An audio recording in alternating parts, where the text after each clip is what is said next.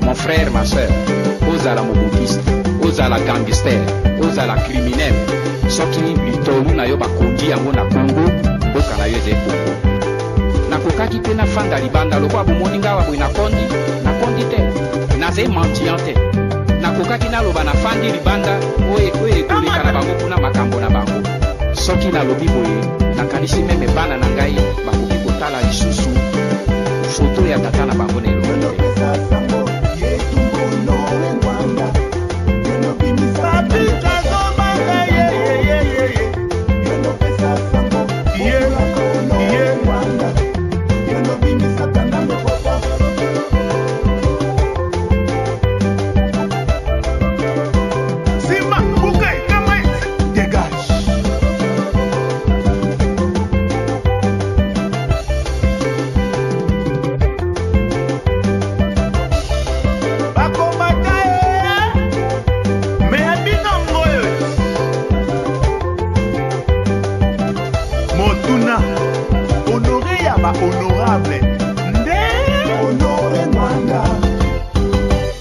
Bato bazako loba Ngbanda kenda na mboka Ngbanda bimawa parce que pas peut-être c'est parce que bayebi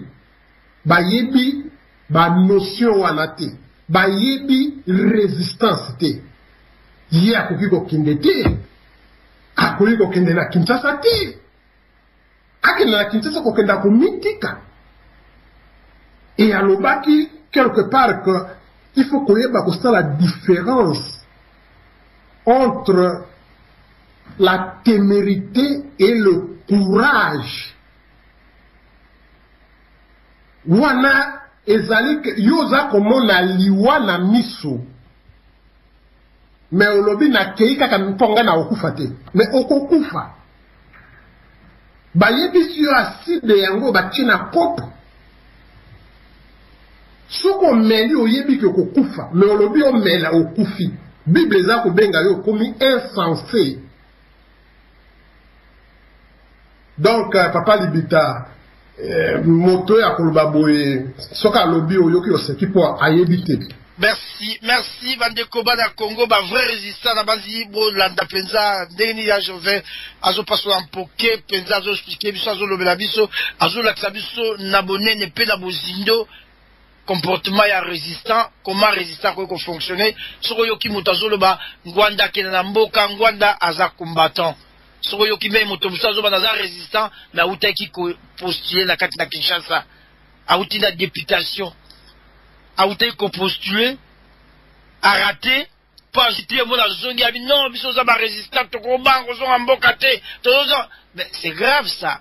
bana mboka Congo toyebelo toza kosala pelo mais papa nanga ya Jovin na lingi otangela biso lelo mokanda ya Mpwila François Docteur Mpwila virage oyo na éviter ce à 200 degrés oyo papa na biso Mpwila zui toyoka tolanda parce que ba bazali bato ya non violence totanga peza mokanda na ye boko to meka suku décortiquer toyeba lelo yo la biso akomi na côté nini yo kolobela biso na mokanda na otango kosisa okolakisa biso lelo Mpwila za wapi aza na côté nini malumu mboka yo ya Jovin.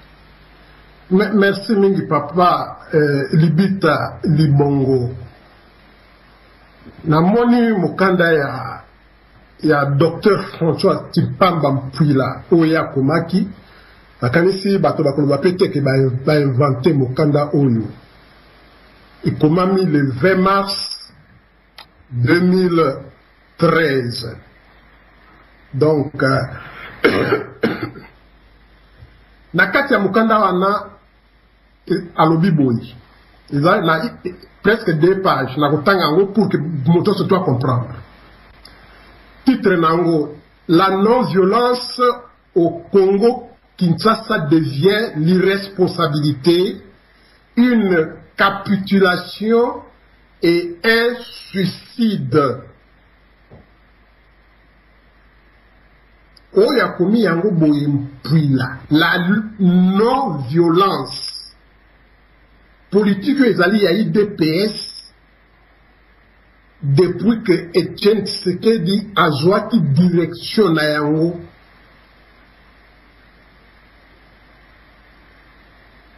Ekomi irresponsable.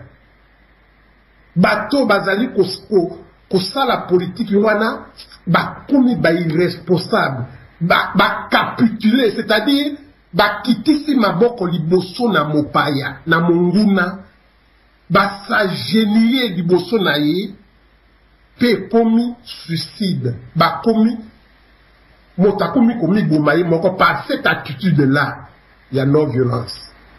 Résumé: le pire ennemi de l'homme est souvent l'homme lui-même, notamment par sa naïveté et sa capacité à ne pas accepter les choses comme elles sont. La liberté est l'un des dons précieux que l'homme reçoit en naissant en tant qu'être humain. Il n'a reçu la liberté ni de César, ni d'un quelconque chef temporel. Déposer cette liberté aux pieds d'un César ou d'un chef temporaire, c'est dégrader sa propre nature humaine. L'homme est donc libre et il doit être libre.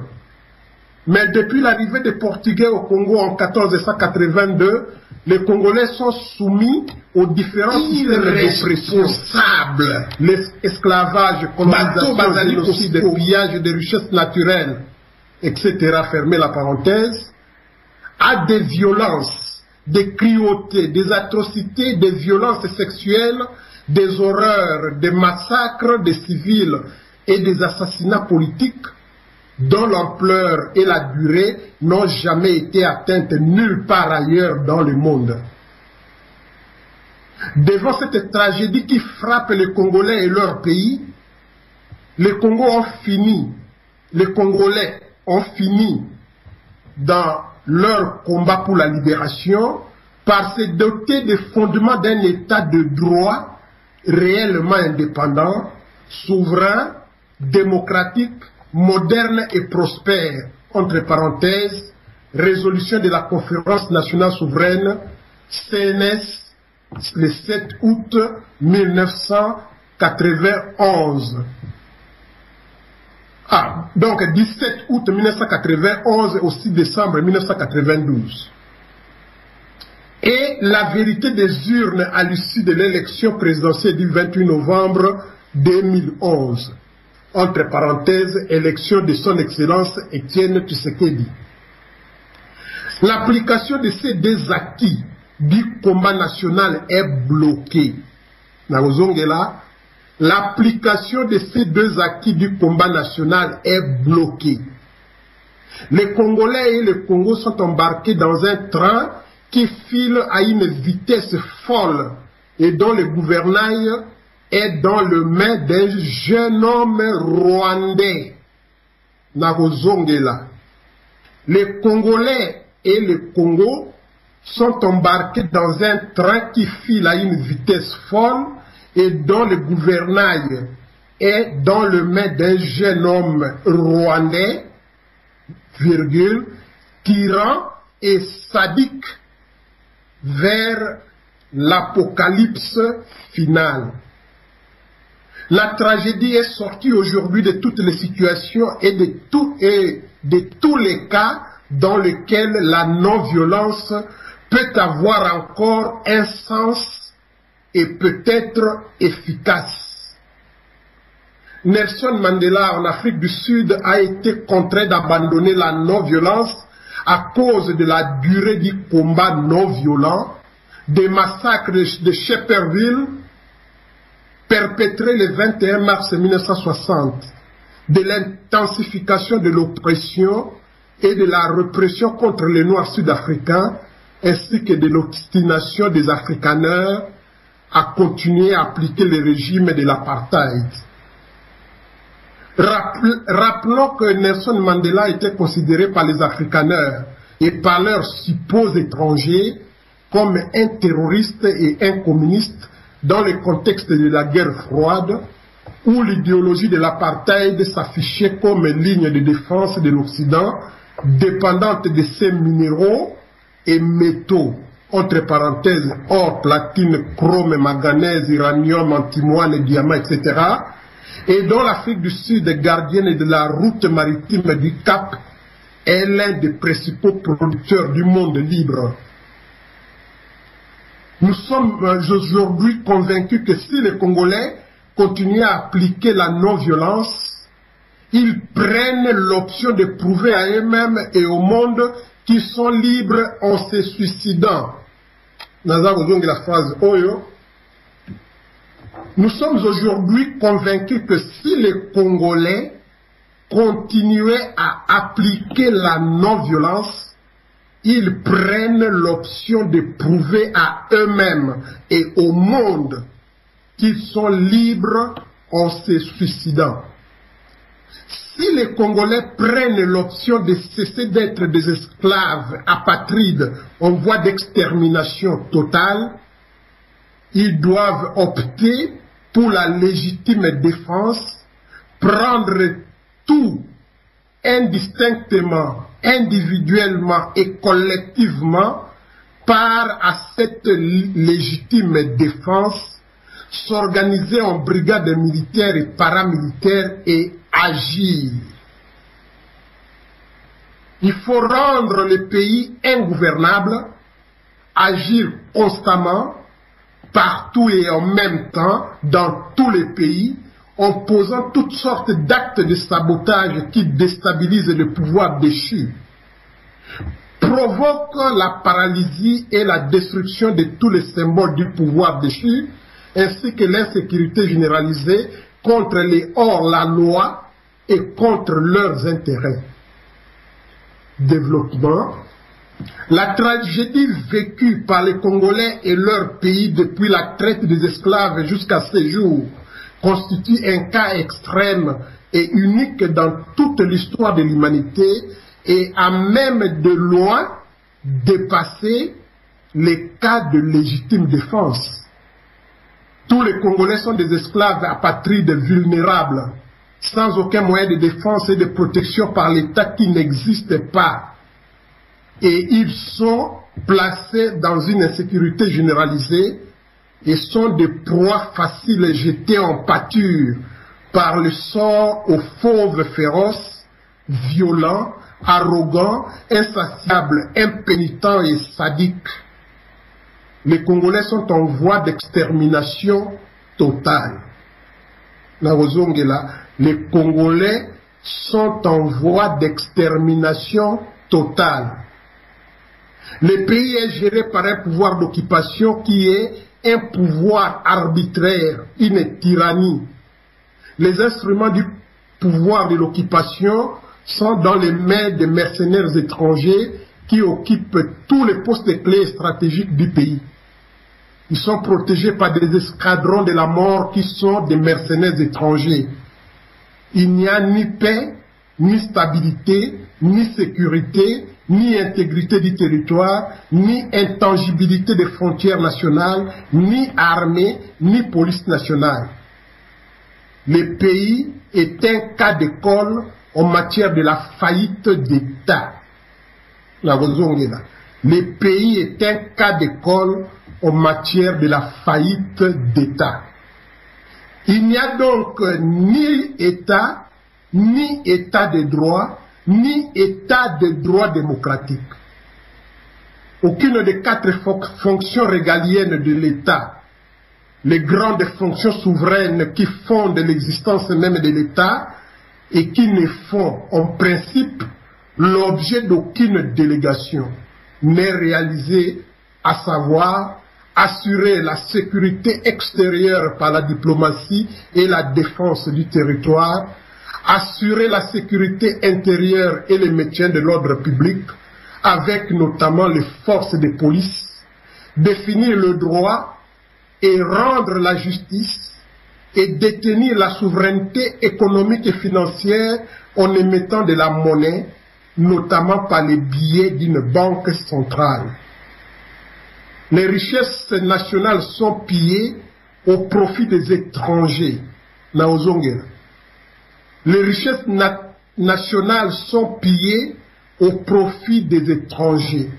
Les Congolais n'en sont ni les véritables propriétaires et le premier bénéficiaire. Malgré les richesses immenses et diversifiées et les potentialités considérables dont regorge le pays, ainsi que les moyens financiers importants octroyés par la communauté internationale, entre parenthèses, plus de 16 milliards de dollars américains de 2001 à 2007. Le Congo-Kinshasa est parmi les pays les plus pauvres de la planète et la population paupérisée à l'extrême. Le pays figure pour l'année 2012 à la 186e place sur 186 pays classés dans le rapport de l'indice de développement humain du PNUD. Santé et longévité, accès à l'instruction et niveau d'études décent.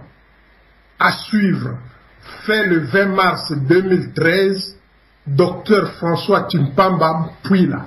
Merci Bandeko Banso, bozali kolanda radio TV Bendele kimona meso, biso tolobaka te me na ba preuve wanda mokanda ya Dr François Chimpamba Mpwila, oyo azali moko ya bandeko ya IDPS, mokambi ya IDPS na libanda na Belgique pe na Europa, ya komi mokando yo, bao bazali kobeta tembe ya komi yango le 20 mars 2013, donc il y a 3 jours aujourd'hui, signature d'un peu à lobby à suivre, c'est-à-dire mosusu ezali ya kobakisa likolo na mokando, c'est-à-dire oh soka lobby ezali bombe, alors tozali ko s'attendre na Hiroshima oyo koma après à suivre.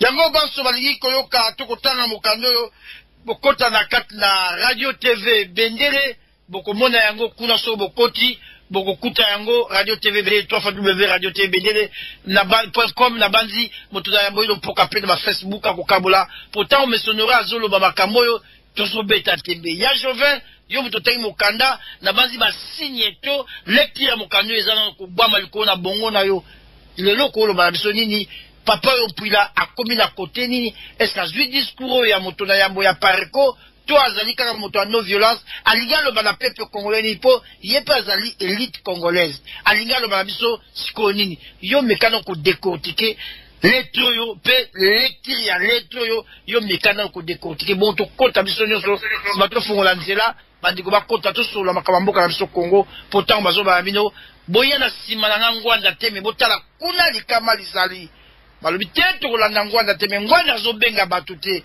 azolakisa bato tala kuna likama lizali moto ezali kopela ngai ngwanda te koya na sima te me izaka ya sima ya maloba langa yango tolobi tolanda moto te tolanda discours nini yazali koloba alobi kuna likama lizali mboka ezwi moto notre maison ezali kopela moto la maison brille ya Jovet malobo mboka yo.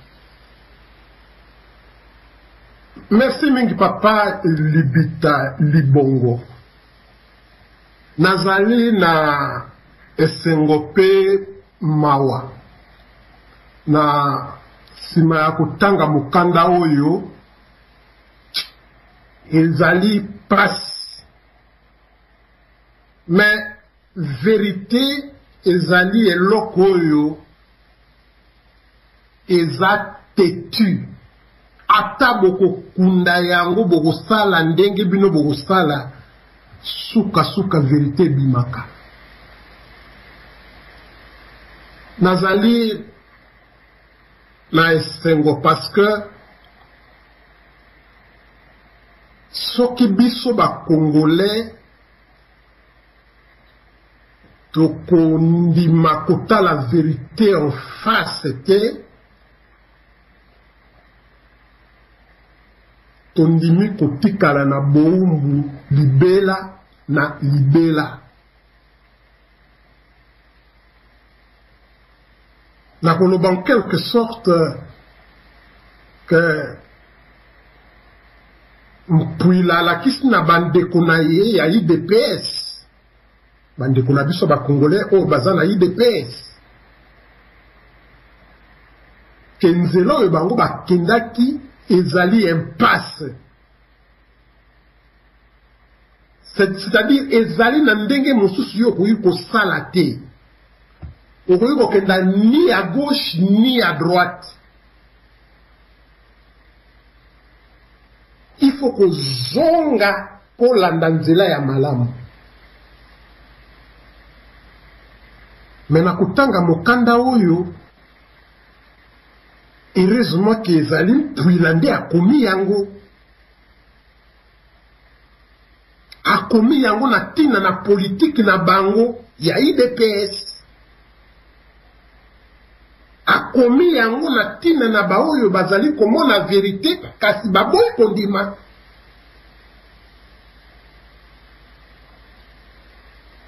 Papa Libita Libongo mpwila reconnaître na kati na mokanda oyo ke mwana oyo azali wana azali Rwandais. Wana nde point central ya likambo et initiateur ya idéologie ya résistance oyo bengaka ye général de Gaulle, et avec raison. Tant que biso tozalaki bana mike tobandaki kozwa bakombo ya ba grand joueur na moto azalaki na grand joueur oyo alingaka akamati kombo na ye komi sirno na ye. Natikala komona te natikala koyoka te que moko na biso oyo abetaka na champ azwa kombo ya gardien de but. Namona te ke ndeko moko azalaka meneur de jeu bongo azwa kombo ya gardien de but. Ou bien moto moningo azalaka kaka gardien de but bongo azwa kombo ya attaquant te. Tozwa kaka kombo ya moto yo oza komona je na yo sepela na yango okamati yango soki yo bengaka Kulutu Ngwanda général de Gaulle congolais. C'est un honneur. C'est un honneur. Nakangi parenthèse wa. Ndeko mpwila ye bisi biso alobi mwana wana azali Rwandais. Quand vous reconnaissez ça, que mwana wana azali Rwandais, oyo nyonso bino bozali kosala wana eza na tina moko te. Mosala ezali kobengana ye. Eloko oyo mpwila alobi ke totika oyo biso tosalaki kasi tokota na bitumba. Aye na idéologie ya résistance. Mais akomi nano na suka na yango te. Alakisi biso siko nde bakomi na mur. Moyen ya ko avancer zate, ni à gauche moyen te, ni à droite moyen te. Sikoyo ifo kozonga. Pona kokenda koleka nzela ya malamu. Tango nani résistance salamaki na France, bazalaki na ba parti politique ebele. Mais tango bato ya parti politique wana bandimi idéologie ya résistance de Gaulle alobaki, bakomaki pona kobundela mboka. Et ba parti politique wana nyonso ekotaki en veilleuse. Soki lelo yo lokola pwila amoni oyo bango nyonso bamonaka me baboyaka kondima ke non violence ekoki komema biso jamais na kolibere mboka. Pwila moni ke ifo tozonga na théorie ya résistance. Cela ne dit pas que boya kokota na pareko. Cela signifie boya ko s'aligner na vision wana ya kobengana mwana ndeke. Bobo ya oyo nyonso ezali ko rattacher bino d'une manière ou d'une autre na pouvoir ya occupation. Tout ce qui peut vous relier na pouvoir d'occupation, soit l'intermédiaire ya ba institution na ye, soit na ba cointance oyo bokoki kozala na yango na pouvoir d'occupation, il faut tout cesser. Ba Mandela bamonaki yango, bamonaki que ça ne marche pas avec la non-violence. Alors il faut maintenant transformer ANC na bango comme sikoyo na violence. Mais n'oublions pas qu'ils sont tous sud-africains. Bitumba na bango ezalaki teke babenga na mindele. Bitumba na bango ezalaki égalité za la rétablie entre les blancs et les noirs. Apartheid c'est euti na munoko ya mboko nga na vandia na Hollande. Apartheid signifie séparer. Apartheid la séparation. Bitumba na bango ezalaki wana. Mais oh ya biso ezali lisusu likolo koleka. Po biso ezali nde obima na mboka okuzonge pa na yo. Otika biso na kati na mboka. Oui. Soki de pes bakondima mokanda na mpwila, alors wana ezali changement à 180 degrés. Oye kosala ke tok benga na mwana wana mbangu. Bato oyo balobaka bitumba eza koumela. Parce que balidere mingi bazali na relation d'une manière ou d'une autre avec le régime d'occupation. Oyo batondi na parlement kuna ce sont des Congolais. Baoyo baza mondima ba institution wana ce sont des Congolais. Baoyo baza kokena na ba colloque ya baza ko trembale bango bazali à conférence réunion sommet boy na boy. Tout ça bazali kosalela régime d'occupation. mais soki bakozonga na nzela ya résistance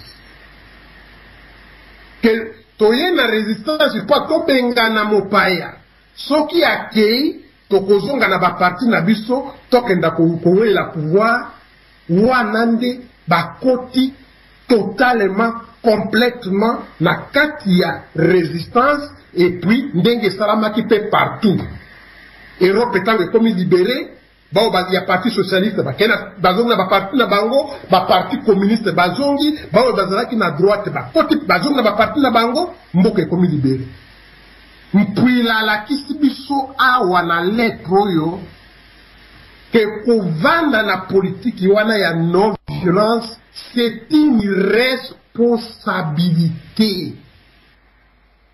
Irresponsabilité. Alors, il ne faut pas leader, il y a parti politique d'une manière ou d'une autre, bazali kosala na pouvoir d'occupation. Babanga que histoire retenir bango comme étant des responsables de cette situation. Il faut baluka kobima na kati ya nzela wana o ezali sans issue bazonga na esprit ya résistance oye kobenga na mopaya mbangu. Papa libiteza na place moko awa tango na tangi epesi ngai mawa et nalingi nazongela yango encore une deuxième fois. Puis la lobby Bolimisi ya Jovin neti oza na moto moko télépathie na ezali kosala na bato nyonso bazokoma babi fo zongela na bango lettre bazokoma donc tozali vraiment se charger na bato awa babi non yoki bazo babi toyebi te soki oza rêve ou réalité et c'est vrai mais lokola toza na temps kotanga te mais ya Jovin azonga lisusu pardon le bana azonga na toyoka nano donc bato bazokomela nga na Amérique bakomi na kozongela yango problème eza te merci ya Jovin na kozongela yango mais nasilisaide na ngai na place oyo nalobi ke natanga yango parce que ça m'a beaucoup frappé et nayebi te s'il faut vraiment expliquer na moto lisusu ke mboka wana eza kokenda na kokufa mpwila komi boye. Nous sommes aujourd'hui convaincus que si les Congolais continuent à appliquer la non-violence, ils prennent l'option de prouver à eux-mêmes et au monde qu'ils sont libres en se suicidant. Ça, c'est grave. Et phrase oyo batoyo baza komibenga ba combattant. Mpwila lobi soki totikali kaka na politique oyo wana, c'est-à-dire Congolais andimi alakisi pe na mokili mobimba ke andimi amiboma. À se suicider parce que politique otoza okena nango armée zate école zate économie zate santé zate et loko ezalité les Congolais sont en train de mourir à petit feu ce qui te prendre to sale attention te que tout se ressaisir mboka wana eza ya kukufa. Et le kola bandeko basengi na zongela na kozongela parce que ça il faut ekota biso nyonso enfin biso nyonso baoyo nano baza na tembe baoyo nano baza koloba état de droit na mboko oyo bozali occupé baoyo baza koloba ke biso tokosala non violence mais mopaya ye moka kokima baoyo baza kolobaka biso tovandi toza kozela mopaya aya kotikela biso imperium na ndako biso baoyo tovandi tozali komona ke mopaya za kopekisa mwana mboka na kati na mboka na ye aloba vraiment soki tokomi insensible à ce point na makambo oyo mpwila lobi, alors wana tokomi ba véritable suicidaire. Mpwila lobi boy, naza kozongela lettre. Titre nango, la non-violence au Congo-Kinshasa devient l'irresponsabilité, une capitulation et un suicide. Le pire ennemi de l'homme est souvent l'homme lui-même, notamment par sa naïveté et sa capacité à ne pas accepter les choses comme elles sont. La liberté est l'un des dons précieux que l'homme reçoit en naissant et en tant qu'être humain. Il n'a reçu la liberté ni de César, ni d'un quelconque chef temporaire. Déposer cette liberté au pied d'un César ou d'un chef temporaire, c'est dégrader sa propre nature humaine. Mon Congolais akamata liberté na ye akenda kotike pa ya César oya zalaki na droit sur la vie et la mort des gens. Soka lobio kufa o kufi baboma yo babomi yo soki biso lelo ba Congolais toke kotika liberté na biso na makolo na kanambe. Cela veut dire que tolingi nature na biso ya bomoto ya ba Congolais zala de plus en plus dégradé. L'homme est donc libre et il doit être libre. Mais depuis l'arrivée des Portugais, 1482, les Congolais sont soumis aux différents systèmes d'oppression. Esclavage, colonisation, génocide, gaspillage de richesses naturelles. À des violences, des cruautés, des atrocités, des violences sexuelles, des horreurs, des massacres des civils et des assassinats politiques dont l'ampleur et la durée n'ont jamais été atteintes nulle part ailleurs dans le monde entier. Monde obsuto bainango.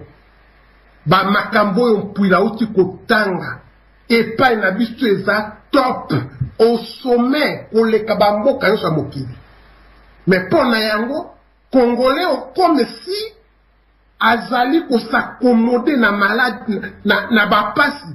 Congolais a komi ko s'habituer na misère, na souffrance. Nyoso aza kondima yango. Et biso ba combattant tolobi tondima yango au nom ya non-violence. Puis la continue. Devant cette tragédie qui frappe les Congolais et leur pays, les Congolais ont fini dans leur combat pour la libération par se doter des fondements d'un état de droit réellement indépendant, souverain, démocratique, moderne et prospère. Entre parenthèses, résolution de la Conférence nationale souveraine, CNS, du 7 août 91 au 6 décembre 92. Et la vérité des urnes à l'issue de l'élection présidentielle du 28 novembre 2011. Entre parenthèses, élection de son Excellence Étienne Tshisekedi. L'application de ces deux acquis du combat national est bloquée. C'est-à-dire, oyo bango bazwaki na conférence nationale, oyo ba élection papa Etienne Tshisekedi aganyaki, nyonso eza bloqué. Nani aza ko bloqué yango mwana ndeke. Les Congolais et le Congo sont embarqués dans un train qui file à une vitesse folle, dont le gouvernail est dans le main d'un jeune Rwandais, tyran et sadique vers l'apocalypse finale. Très oyo mwana oyo amemi biso akotisi biso bo bangombe bo bangulu banyama e aza komema biso na vitesse ya koleka. Ye aza na tina na biso te, wana eza mboka na ye te, biso toza bandeko na ye te. Très oyo eza komema biso vers l'apocalypse finale. c'est-à-dire kokenda kokufaliwo ya passe ba chrétien ba yebindenge Jean za ko décrire fin du monde na livre d'Apocalypse. La tragédie est sortie aujourd'hui de toutes les situations et de tous les cas dans lesquels la non-violence peut avoir encore un sens et peut-être efficace. Nelson Mandela en Afrique du Sud a été contraint d'abandonner la non-violence à cause de la durée du combat non-violent. Des massacres de Sharpeville perpétrés le 21 mars 1960, de l'intensification de l'oppression et de la répression contre les Noirs sud-africains, ainsi que de l'obstination des Afrikaners à continuer à appliquer le régime d'apartheid. Mais biso, mwana ndeke aza koluka lisusu ki avanda wana des années et des années, mais okoyoka ba Congolais baza koloba non violent, ba Congolais baza lobaka la vérité des urnes, ba Congolais baza kovanda wana baza kozela imperium. Mais ba Nelson Mandela tango ba monaki ke apartheid wana oyo batia en application si la mémoire ne me trahit pas na 48 et zali koumela ba obité soto ke na non violent to ko résultat to changer maintenant orientation ya bitumba na biso ba koti na lutte armée. Rappelons que Nelson Mandela était considéré par les Afrikaners et par leurs cipots étrangers comme un terroriste et un communiste dans le contexte des guerres froides où l'idéologie de l'apartheid s'affichait comme ligne de défense de l'Occident dépendante de ces minéraux et métaux, or, platine, chrome, manganèse, uranium, antimoine, diamant, etc. Et dont l'Afrique du Sud, gardienne de la route maritime du Cap, est l'un des principaux producteurs mondiaux du monde libre. Les loyaux, ils ont des collabos attitrés. Il y a pouvoir d'occupation, ba mende, ba papi tamba, ba oyo nyoso tomonaka bango wana, ba oyo ba lobaka, ba koma ba ventriloque ya mwana ndeke. Ezala bandeko oyo baza na kati ya ba institution, oyo baza ko légitimer mwana ndeke. Ndenge bafingaka initiateur ya vision, ya idéologie, ya résistance na mboka na biso Monsieur Honoré Ngbanda. Mpwina za koloba walobi ke ba-afrikaneur, donc ba-mindelo baza na Afrique du Sud, na ba-sipo na bango, ba-pays occidentaux, surtout babandaki ko supporter ba-mindelo wana po, ba-konza penza malau, ba-tia penza l'esclavage, ba-servir ba-noa na Afrique du Sud. Babandaka kobenga Mandela terroriste, communiste. Mais bao ya biso nde ba moyo tous les noms d'oiseaux oyo baza ko pesa Ngwanda parce que Ngwanda lobi il faut kobenga na mopaya. Nous avons entendu Papa Tshisekedi na Suède qualifié par écho de belligérant.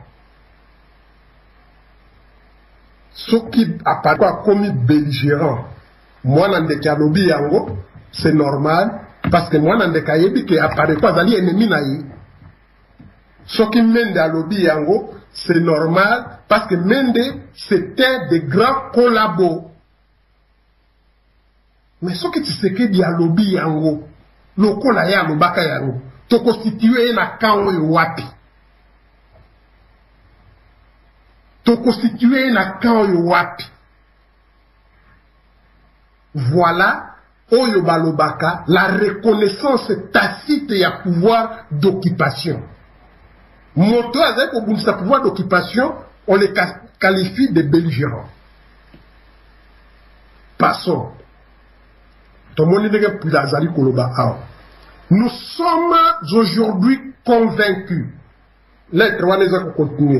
Nous sommes aujourd'hui convaincus que si les Congolais continuaient à appliquer la non-violence, ils prennent l'option de prouver à eux-mêmes et au monde qu'ils sont libres en se suicidant.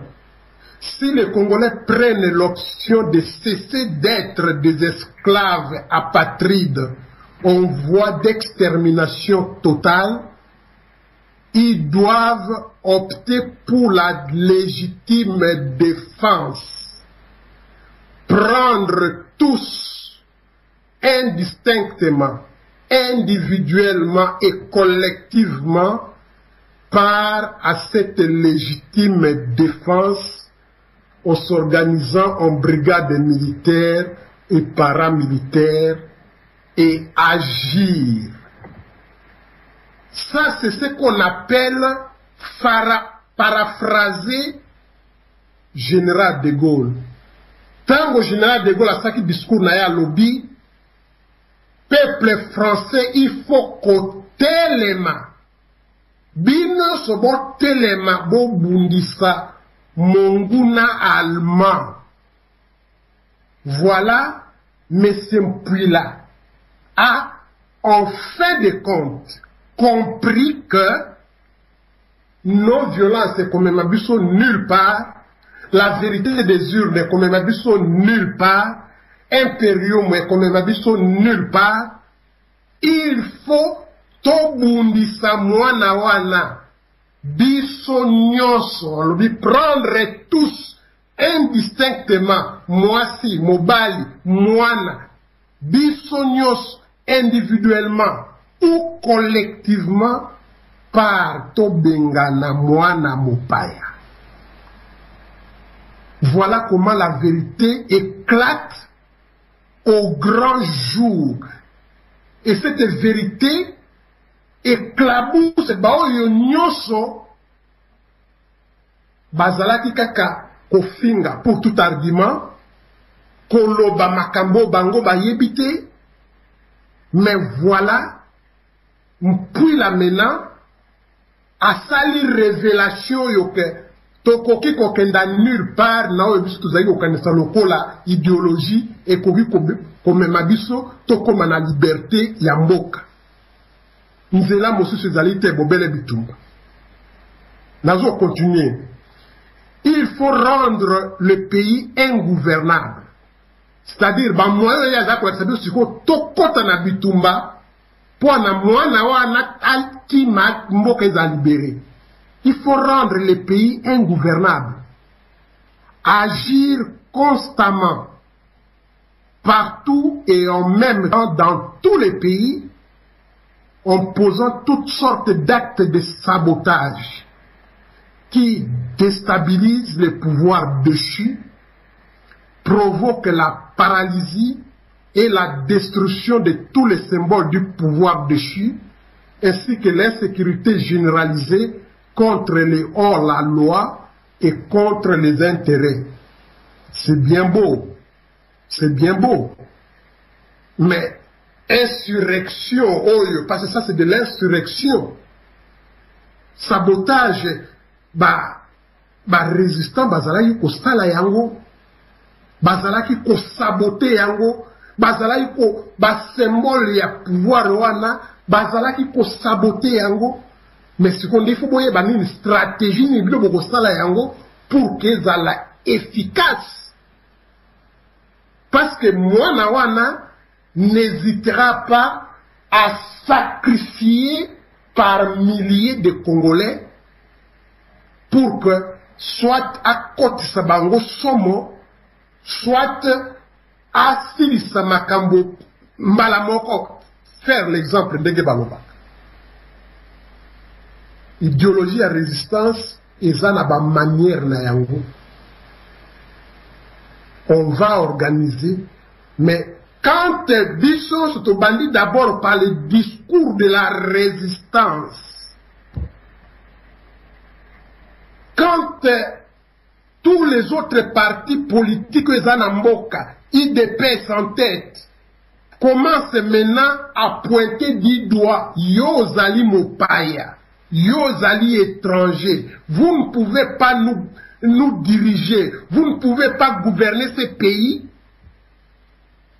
C'est de cette manière-là. Ndenge Toyoka qui discours à Jekoko, mais Jekoko aujourd'hui se trouve où? En Europe. Jekoko est aujourd'hui en Europe. Après avoir constaté la démission, n'a pas perdu. Est-ce que démission ça augure que Masuwa wana etikali pembeni yake na kobamba maepanzana na libanga? Tolobaka mbala eleki Masuwa so ekoti na loyenge ya ndenge wana bampuku babandaka deja kokima. Tala eloko oyo mpwila za kotinda biso. Mpwila zongi na kati aye na idéologie wana, il faut kozala explicite azala polele que tokoti na résistance. Parce que na kati na bitumba, il faut koyeba qui est l'ennemi, qui est l'allié. Est-ce que oyo ndeko alobi euti na kati ya motema na ye ou bien euti na monoko par les calculs politiques? Pona kosukisa puis la lobby boy. La les Congolais et leur pays depuis la traite de l'esclavage jusqu'à ce jour constitue un cas extrême et unique dans toute l'histoire de l'humanité et a même de loin dépassé les cas de légitime défense. Tous les Congolais sont des esclaves apatrides, vulnérables, sans aucun moyen de défense et de protection par l'État qui n'existe pas.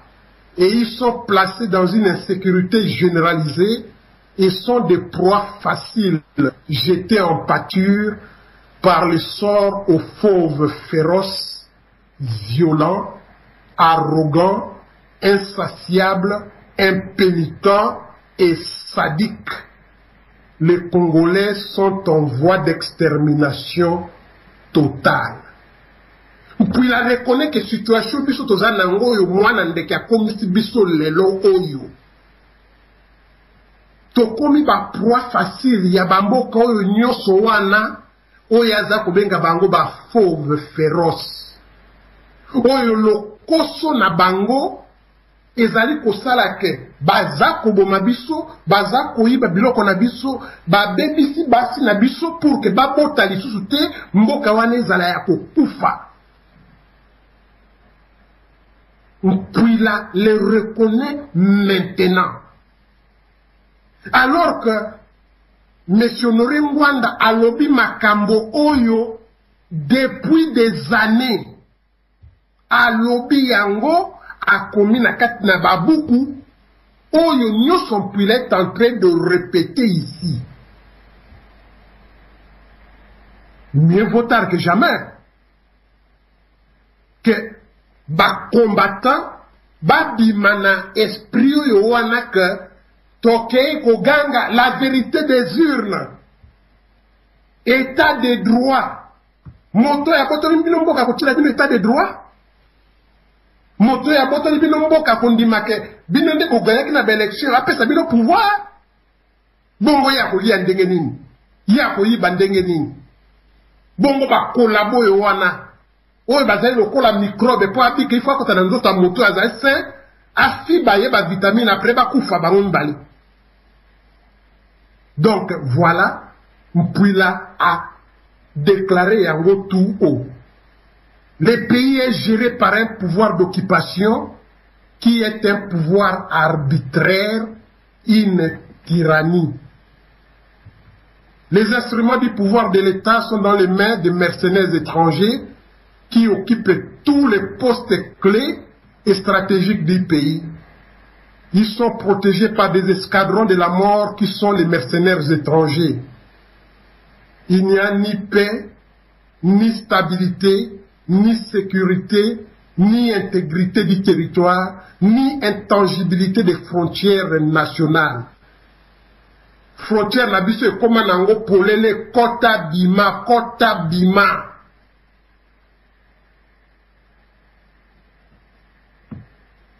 Ni la police, ni l'armée. Le pays est un cas d'école en matière de la faillite d'État. C'est-à-dire, il ne faut pas être comme le Congo, comme la RDC. Le pays est un cas d'école en matière de la faillite d'État. Il n'y a donc ni État de droit, ni État de droit démocratique.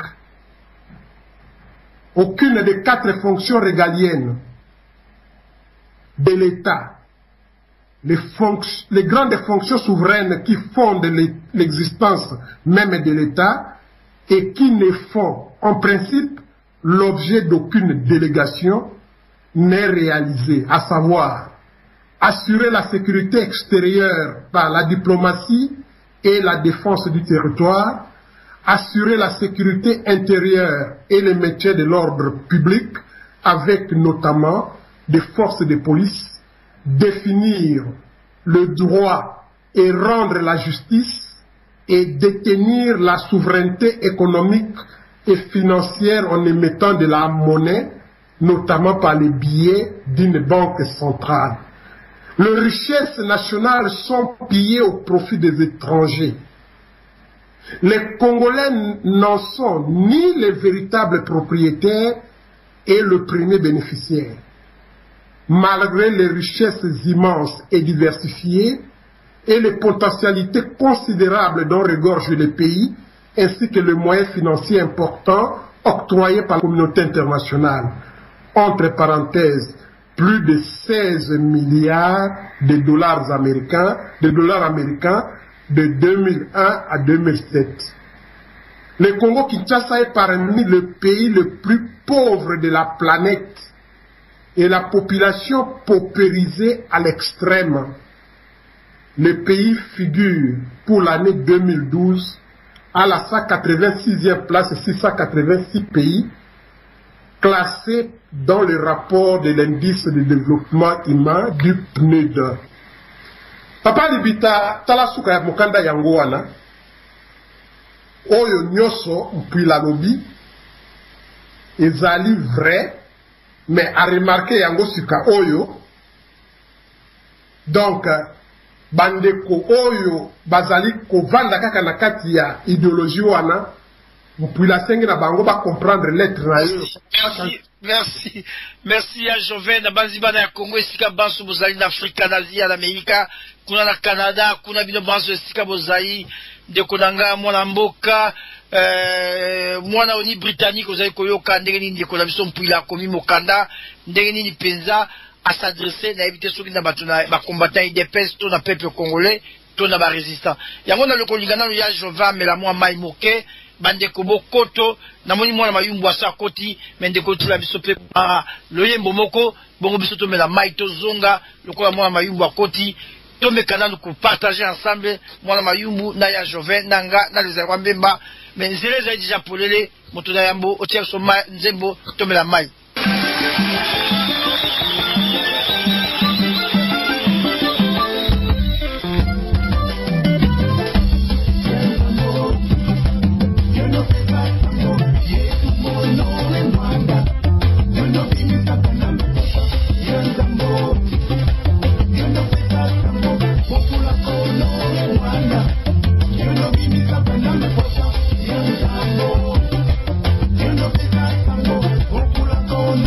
One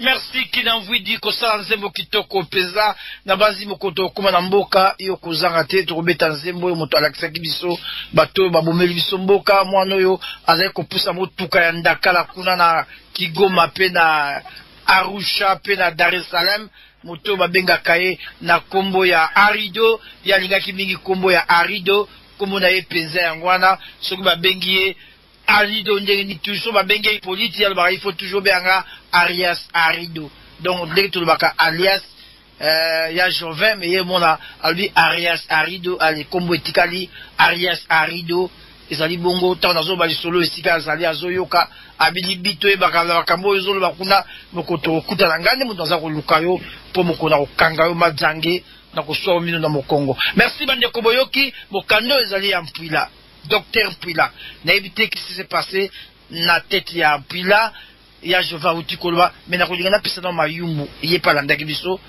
ameka ko décortiquer la ndelaye, bon to zonga je sais pas ya Jovin, to l'équipe va ndeko ba koti et surtout les héros Mbappé, azaine et studio 3 bikulu to pesa ngapi maloba, to mekana ko décortiquer lettre ya ndeko na biso, Docteur François Mpwila. Maloba mboka yo mwana mayumu. Merci ndeko libita ko pesa nga maloba. Allô? Allô? 5 sur 5. Merci ndeko libita ko pesa nga maloba. Tango na yoki ya Jovin azotanga lettre oyo epesinga esengo parce que bah intellectuel baloba que n'échange pas que des imbéciles quoi.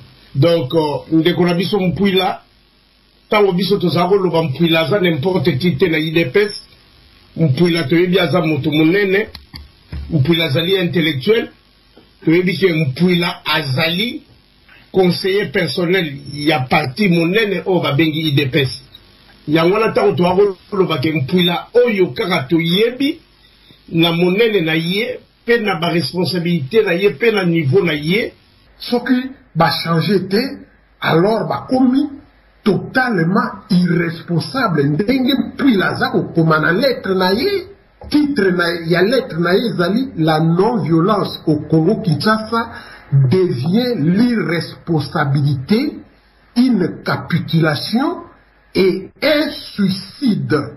Nyoka kote de yonandako yo kimi wanande ozwi solution nyoka kote de yonandako yo za kolukubu manyoka wana te okende kobata na quelque part mais oza kodonke de loin nyoka wana ndenge avandi même soko oza koganga est-ce que nyoka wana kobima na kata ndako na onde po gangi.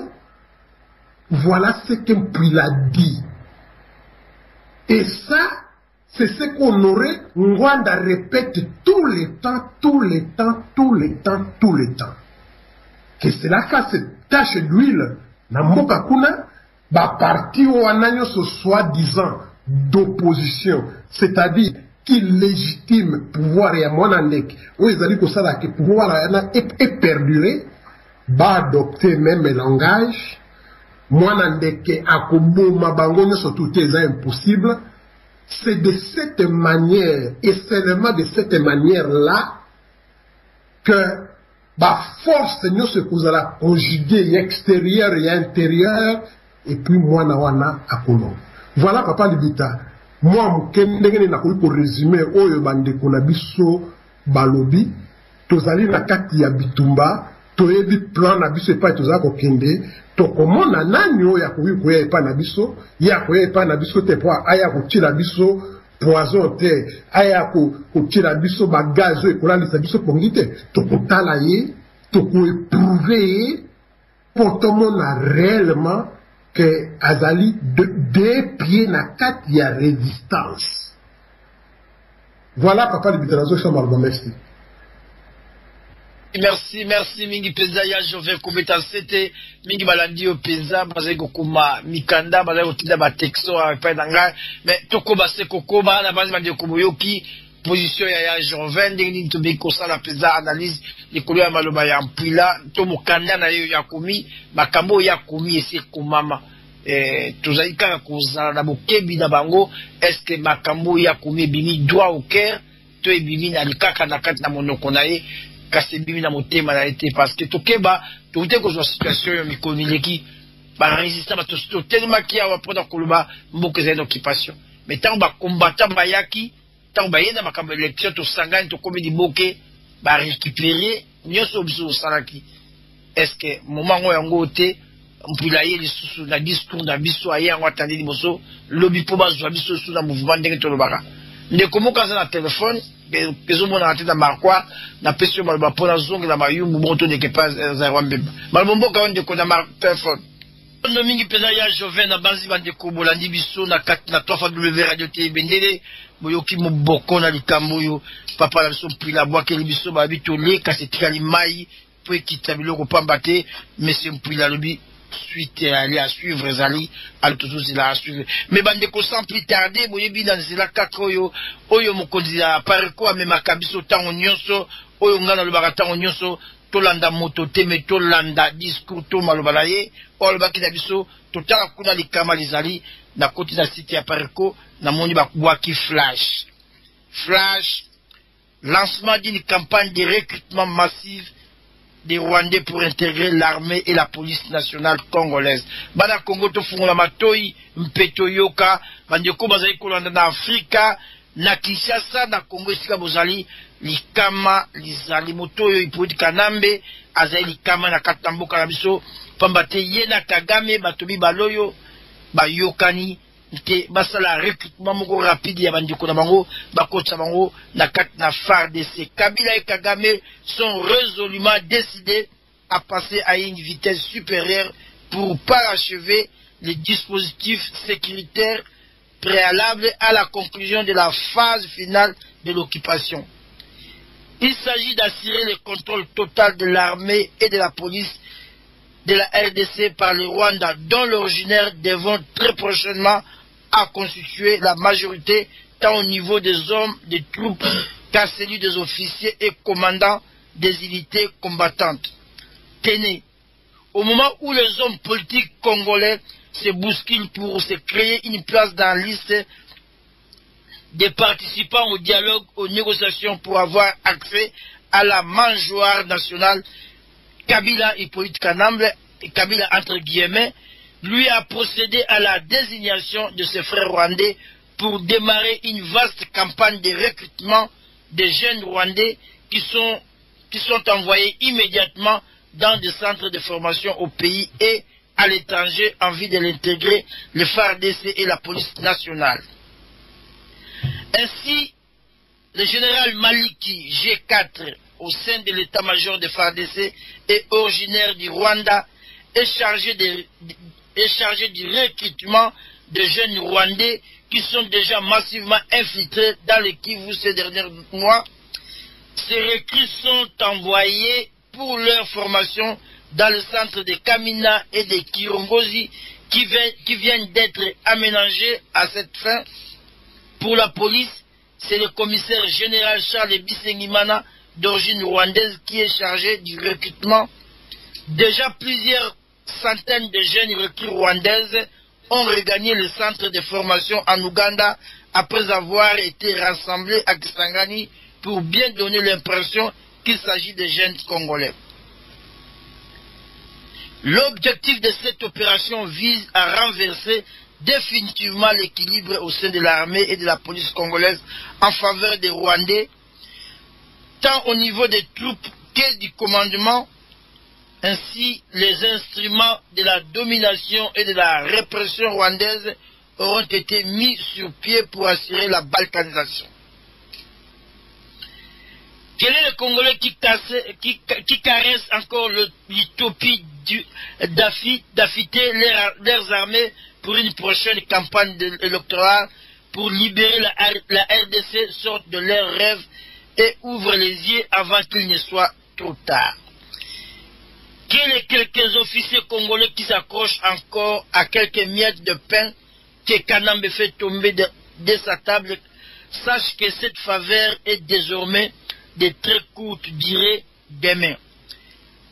Quand les officiers rwandais prendront tous les commandements de FARDC et de la police nationale, ils n'auront qu'une seule destination, l'abattoir de l'imposteur rwandais qu'ils servent encore aujourd'hui.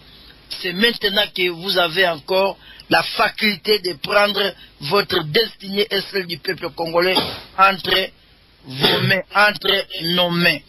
Maintenant, maman bandeko na banzi bolandi fait à Paris par candidat Keke Lady Patriote bandeko bana ya Congo tofungula misoga bouti kotanga mukanda bokota na city ya Pariko bandeko bazaya bandeko na kati na mboka Kinshasa 5e colonne bobenga boyebisa ba vrai congolais bazana mampinga na la police musala nini motoyo kanambe azali kosala siko na vitesse yo po yebi masua na ye ningo zinda abima kambo tokotika boete il faut to kotisa bana biso na la police batonda na armée batonda bazwa ba poste à commandement pour lobby demain lokola bino bato ya non violence bozali ko candidater na 2016 bo ki ana élection et botala loko ni bazali ko bongisa botala la police ni bali ba bongisa bino botala armée rwandaise et ningezwa peza commandement ya Congo mobimba alors bana ya Congo ceux qui te vendent kimia toto lobito sala kaka politique ya non violence et lobito kolela libanda et Congo kozala na maboko ya bato mosu na éviter ndeko mayumbu na nyonso yo ko loba nini péage Joven ko loba nini poto succès mayumbu malomboka yo ndeko mayumbu na éviter so zali kolandanga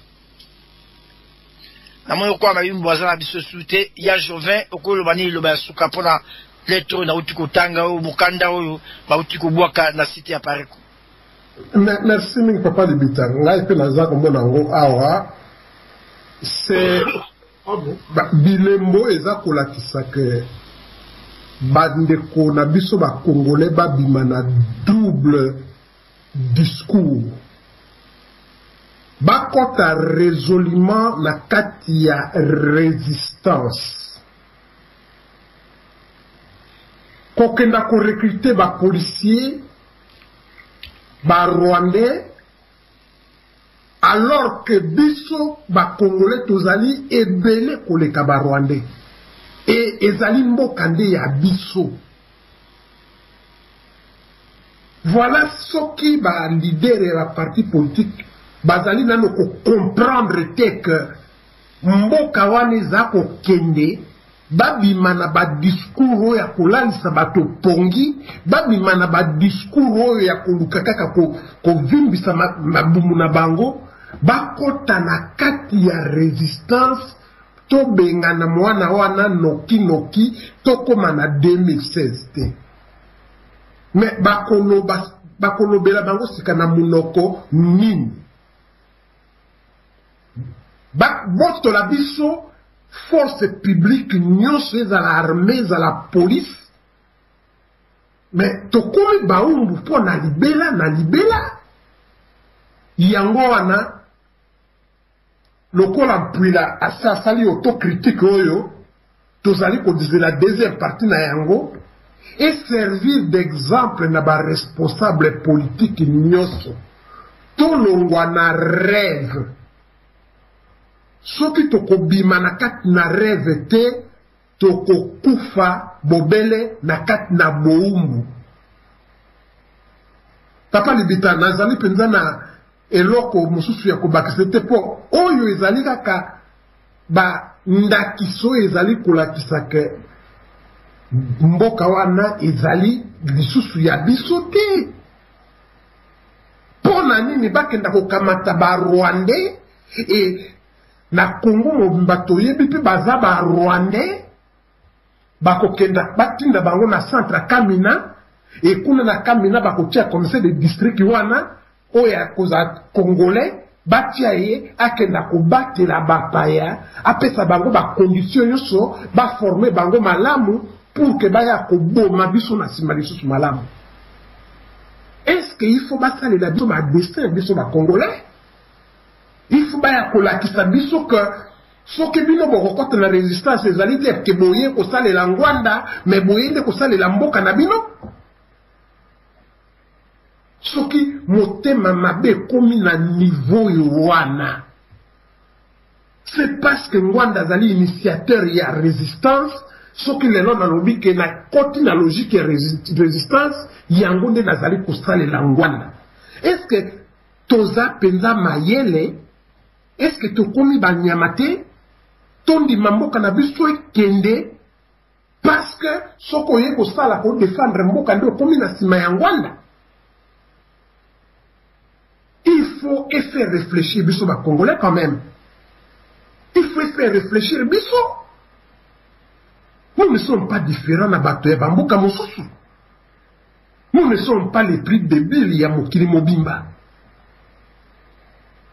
Bobima na kati ya discours wana, bokota na discours ya résistance, totele mela mwana ndeke, botele misa ba combattant na bino, botele misa ba sympathisant na bino, ba militant ba parti politique na bino, et c'est plus de 500 ou 600 na mboka, totele mela mopaya, et toko bengana ye le plus vite possible. Mboka wana toko récupérer yango, moto moka ko bengana moto mosu tete ezali mboka na biso. Papa Libita, nazon qui sinon maloba, mais ça fait très mal. Koyoka ke nakati na mboka na biso, pe bazo la biso bapaya, bakenda kopesa bango, oyo esala ke ebate la mboka. Mais banane bakobate la biso, nous serons livrés à la merci à Barwandais, babo makabiso na ko. Merci mingi Papa Libita, nazon qui sinon maloba. Matondo banso bandaki biso lelo na kati na tam d'Afrique ezalaki bongo ya Jovin pe les Aérambemba Jebilili pe Mayubu banso tozalaki na bango bozwa peza mbote Daniel Nema mama na biso Matekos banso tozalaka na bango tofungola miso peza pambate likama ya ezena mboka biso tam d'Afrique mosala na biso kobeta lokole tozali kobeta lokole polo bokolo batoyoka kite mais toyeba ba changer bango pe bazui vitesse makasi ipoiti kanambe na tata na yi Kagame bazui vitesse makasi balobi ba recruter rapide pour batona la kati na mboka mpo bazwa ba poste nyoso ya commandement pour lobi to kwa koningana tende tozali koningana yo mutozali ko revêtir lelo na la vérité des urnes yo mutozali ko revêtir lelo na combat ya non violence oyo besika ni ozali ko mema peuple lobi ba Congolais ba rotuna yo mpe bakotuna famille na yo moto na yabo pa yo zali ciao. Mbula mwambe totikaki mboka tosali mabe mbula mwambe to réfléchir likona ba erreur na biso to sengi bino pe bolimbisi mbala na mbala tolobi bolimbisa biso.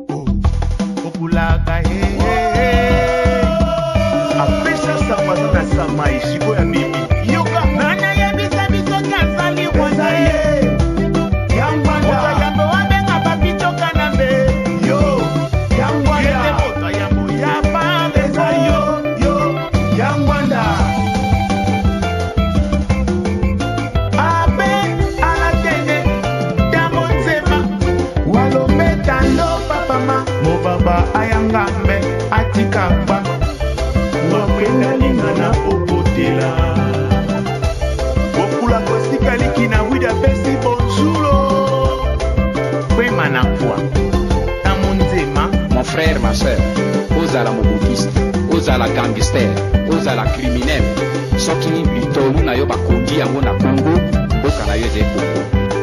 Nakokaki pe nafanda libanda lokwa bomoni ngawa boye nakondi te nazali mendiant te nakokaki naloba nafandi libanda oyo ekoleka na bango kuna makambo na bango soki nalobi boye nakanisi meme bana na ngai